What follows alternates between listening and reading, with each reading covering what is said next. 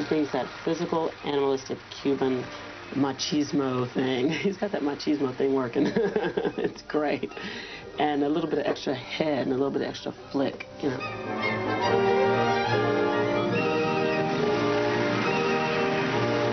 He was a diamond in the rough, and now he's just sparkling.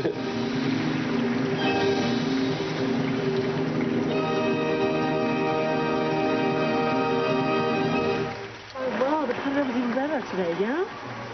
Thank you. That almost killed me. You're wearing me out, young man. Thank you. Wow, oh, it was wonderful. Everybody screaming and whistling. It was very nice. Everybody standing up. Made me feel really, you know, great. All the work you put into it, that's the reward. So how does the 11th child of a Cuban truck driver become a world-class ballet star? The answer begins here, at Cuba's state-run ballet schools, where the system plucks talented little children out of the crowd and trains them for free.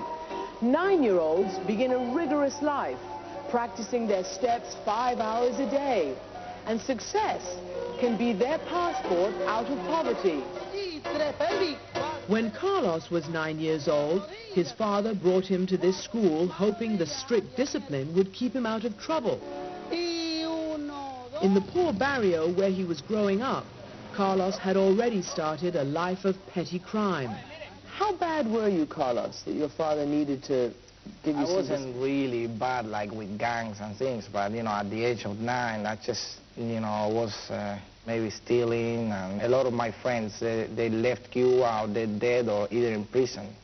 And so perhaps I would have, you know, ended up being just like them, you know. When you went to the first ballet school, did you love it immediately? No, actually, I cried a lot. You know, I said to my father once that I really wanted to be a normal person. A normal person? And then he took me by the hand and looked at, you know, all the gangs, you know, I used to hang out, and say, look at them. Do you think they're a normal person? Is that how you want to become? Like every boy on his block, Carlos just wanted to play baseball or soccer. He thought ballet was for sissies. I was one of those people that thought that ballet was for homosexuals. And, you know, I was living in this rough area, and you know what that means, you know. I mean, I used to arrive to my home with black eyes and things because into fights, and people would call me names and things. Just because you were a ballet dancer? Because I was a ballet dancer. You know, it was really embarrassing for me to be a ballet dancer in my neighborhood, you know. So what turned you around? Well, my father swore that he was going to kill me if I keep skipping classes. And his father, Pedro Acosta, admits being really tough on Carlos. What did you say to him? I told him, I'm going to cut your feet off, because he kept running away from ballet school to play soccer on the street. But eventually Carlos became a convert when he saw that, in fact, ballet is as much about athletics as any sport.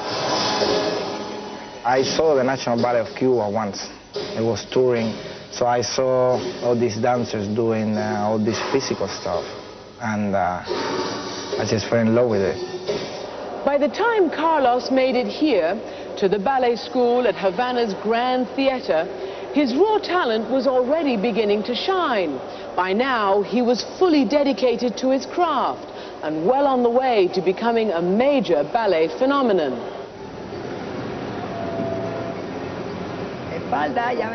Like these young dancers, Carlos benefited from Cuba's communist system because it not only recognizes extraordinary physical talent, it nurtures it, whether it's baseball, boxing, or ballet.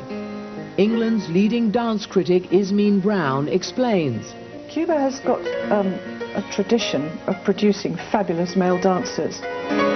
They've all been brought through this ballet factory, in a sense, beautifully trained, with Russian advisors, obviously, because of the connection with the Soviet Union. Acosta is one of the latest of a superb generation. He's come out with a tremendous technique. When he was only 16 years old, Carlos took part in one of the world's major ballet competitions in Lausanne, Switzerland. But this young unknown didn't think he stood a chance. Out of 127 competitors, I was 127, the last one. Acosta Carlos Jr. Cuba. To everyone's surprise, the last competitor came first. I was surprised myself, really honestly. And, you know, see all these people taking, like, you know, pictures from that corner to the other corner, all these, you know, I thought I was living a dream. Suddenly you were becoming a star. It was a shock for me. And the shocks kept coming. In Houston, Lauren Anderson was shown a video of her new partner. And my mouth dropped. I was like, oh my goodness, who is this? And he's a baby. He was incredible. And I thought, right, this black Cuban guy, he's going to be my partner. Yeah, right, okay, sure. And the next thing I know, a year or so later, he's in Houston, and we're dancing together. And the new couple would delight audiences even at the Bolshoi Theater in Moscow. The public just wasn't used to seeing two black stars. And Carlos leans over and he goes, Lauren, they're clapping for two black dancers at the Bolshoi, you know, two black stars at the Bolshoi. It's unheard of.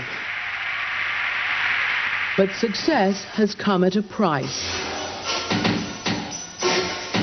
It's difficult for Cubans to travel abroad, and so none of Acosta's family has ever seen him dance on the world stage. At home in Havana, Acosta's nephews imitate what they see him do in pictures. 4,000 miles away, in London, Carlos is now dancing with the world-famous Royal Ballet.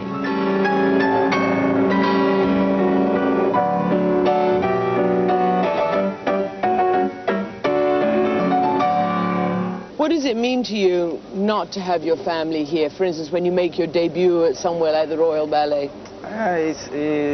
It's really sad, you know, because at the end of the day, I go home and I'm by myself there, you know, and I wish I could share that with them.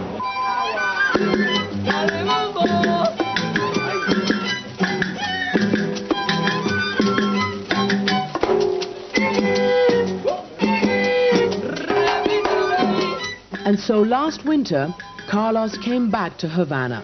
His mother and father were at the airport to greet him. Because the Cuban government doesn't want him to defect to the West, Acosta, like other successful artists, is given the rare privilege of coming and going as he pleases. But it's great, and it's always, this is everything. My family, my own man, different world, totally different. At home, hugs and kisses from his sister Madeline. Out on the town, Madeline dances salsa with her famous brother.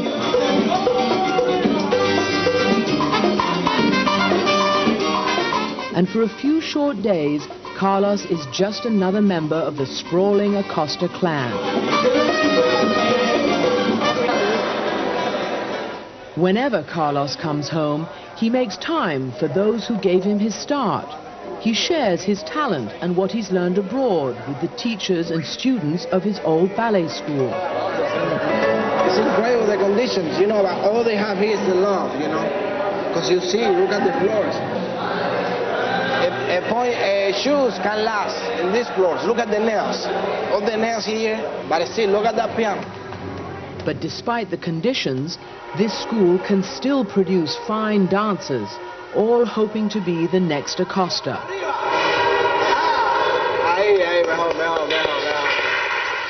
Later that day, Carlos took us to the poor Havana neighborhood he grew up in. You know, a lot of people here, huh? Yeah. You know, He's bought a big new home for his father, but this is the ramshackle apartment building where the whole Acosta family once shared just 2 rooms. Carlos, here we are outside your childhood home. Do you still think of this as home? It is part of my life, you know. It is a lot of memories. I mean, it's just, it's melancholic, you know, in a way. You had to share a bed, right? Yeah. Yeah, I share a bed with my two sisters.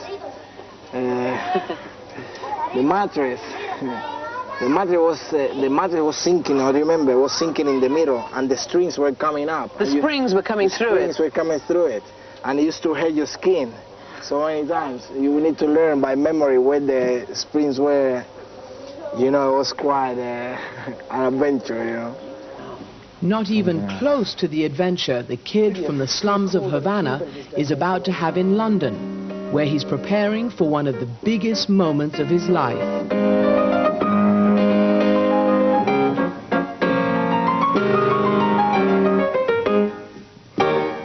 Yes, that's right. You're rehearsing for a royal ballet opening in front of the Queen of England, the biggest people in the world. Do you sometimes wonder, boy, I was a little boy in Havana not too long ago? That is the irony of my life, you know. You know, I mean, I never asked for this, but it's beautiful.